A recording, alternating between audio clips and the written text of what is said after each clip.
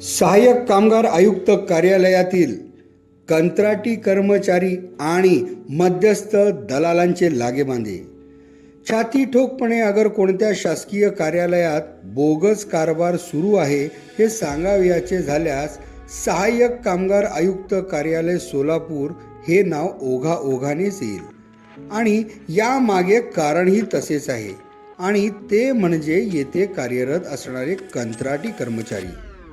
बांधकाम कामगाराच्या कल्याणासाठी स्थापन करण्यात आलेल्या इमारत व इतर बांधकाम कामगार मंडळामार्फत बांधकाम कामगारांसाठी अनेक आर्थिक लाभाच्या योजना राबविल्या जातात।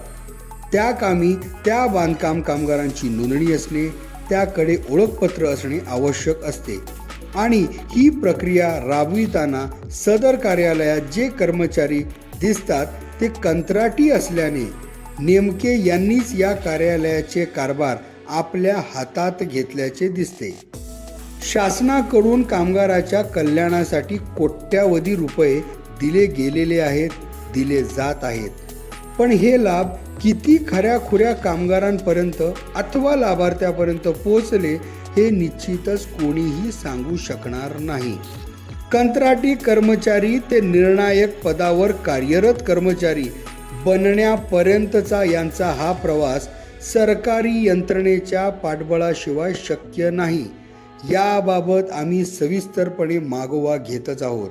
तरी पण आज मितीस तरी खऱ्या बांधकाम कामगारांपेक्षा बोगस बांधकाम कामगारांचीच संख्या वाढत असून यासाठी येथील कंत्राटी कर्मचारी यांनी तयार केलेले जाळे, त्यामुळे त्यांचे मध्यस्थ दलालांशी असलेले लागेबांधे हेच जबाबदार ठरत आहेत, हे नाकारता येणारे नाही।